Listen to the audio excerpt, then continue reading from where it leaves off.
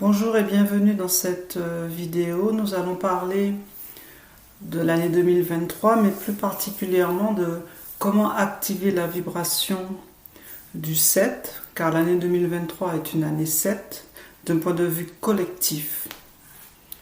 Le 7, dans la cosmologie de la création du monde, correspond à l'esprit créateur.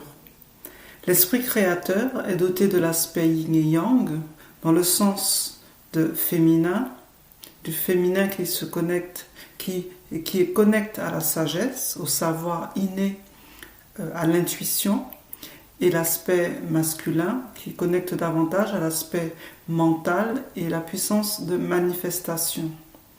On retrouve ce même lien avec la Terre dans son aspect terrestre, à savoir l'union du magnétisme et de l'électricité qui crée la vie. Ici, avec le 7, on est à l'étape précédente, c'est-à-dire la création mentale, l'imagination, la projection, la visualisation. Le 7 est donc la pensée créatrice de l'univers. C'est le dynamisme du 7 en nous qui nous pousse à chercher la vérité, la connaissance et la correspondance entre les plans supérieurs et les plans spirituels. Le 7 est le processus créateur de la pensée qui, lorsqu'il est maîtrisé, conduit au sentiment et après à la manifestation. On retrouve dans la lame du tarot ces deux aspects avec le chariot. D'un côté le cheval blanc, d'un côté le cheval noir qui représente le yin et le yang. Et c'est par la pensée consciente qu'il est possible non pas de choisir une direction, mais de maîtriser les deux forces de la création. Car avant le 7, on avait le 6, et c'est avec le 6, notamment en 2022, qu'il était demandé de faire un choix. Donc le choix, quelque part, a déjà été fait. Et donc la direction, elle est donnée par le 7, et par cette union du yin et du yang, qui sont les deux aspects créateurs de la vie. La pensée a un aspect volatile qui demande de la concentration et de la volonté. C'est pour cela que le 6 demandait de fusionner en nous nos dualités intérieures, notre nature androgyne, pour justement arriver à dompter l'énergie du 7 qui a besoin de se projeter dans la réalité. L'esprit, c'est vraiment l'outil de la conscience qui nous permet de nous affirmer, de nous orienter, de reprendre aussi notre autorité spirituelle. Donc c'est vraiment ce qui va nous être demandé en 2023. Le 7 est aussi en lien avec l'élément air, dans son union avec le principe féminin et le principe masculin, ce qui renvoie à l'énergie du Verseau. On peut donc aisément conclure que 2023 est symboliquement une entrée majeure dans l'ère du Verseau. La question est de savoir si ce sera une entrée en conscience ou non. Quoi qu'il en soit, la direction sera prise et donnée par la vie elle-même, par les circonstances de nature collective. Et donc, il faut vraiment tenir compte de cet aspect pour, quelque part, se positionner si ça n'avait pas été fait avant justement d'entrer en 2023.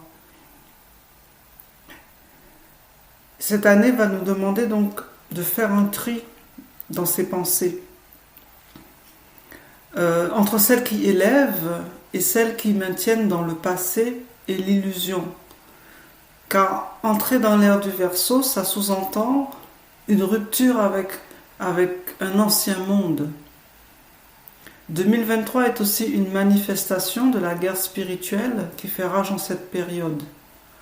Donc la Terre continue de monter en fréquence et elle a besoin de se purger de certaines énergies qui ne sont plus compatibles avec son plan divin. Cela veut aussi dire qu'il faudra faire confiance au processus de la vie. Que faire concrètement ? L'esprit aime la clarté, le calme et l'intelligence. Cela demande donc de clarifier son mental, de se libérer des croyances limitantes, de sortir des certitudes dogmatiques, de remettre en question ses choix et ses valeurs pour les éclairer sous un jour nouveau. L'esprit a besoin de discerner pour orienter sa décision et soutenir son action. Cela veut dire que il va falloir vérifier, chercher et trouver le sens caché sous les apparences avant de valider une information. Si vous doutez, alors cherchez, car celui qui cherche sincèrement trouve. Ce qui peut aider, c'est le calme, la méditation, la contemplation. C'est ainsi que l'esprit peut accéder aux profondeurs des choses et révéler ce qui est au-delà des apparences. Enfin, l'esprit aime la constance, la dévotion d'une certaine façon. Cette étincelle qui pousse à la quête de la vérité et qui nous anime jusqu'à ce qu'on la trouve. Donc ce qui va déséquilibrer le 7, ce serait l'inattention, le manque de discipline, l'éparpillement. Toutes ces énergies doivent être canalisées si on veut activer l'énergie du 7. On pourrait en dire beaucoup plus, mais je pense que là, il y a l'essentiel pour s'aligner avec cette vibration et quelque part l'activer à l'intérieur de nous. En dernier lieu, pour activer la vibration du 7, il faut avant tout être en accord avec sa propre vibration. Et donc c'est à travers son année personnelle qu'on va avoir quelque part la direction à donner à cette année, mais tout en tenant compte de la vibration collective du 7 qui quelque part va prendre le dessus. Donc notre énergie individuelle dans cette énergie collective doivent quelque part fonctionner en synergie. Et donc plus nous sommes alignés avec notre vibration personnelle, plus nous pouvons activer cette vibration 7. Donc pour cela, j'ai créé le numéroscope 2023, mais vous pouvez également trouver sur Google comment calculer votre année personnelle, ne serait-ce que pour avoir une idée de quelle énergie vous devez favoriser en 2023, tout en tenant compte de cette vibration collective du 7 qui va impacter nos réalités individuelles et collectives. Donc sur ce, je vous souhaite une belle année, riche, intense, abondante et prospère dans tous les domaines de votre vie. Merci.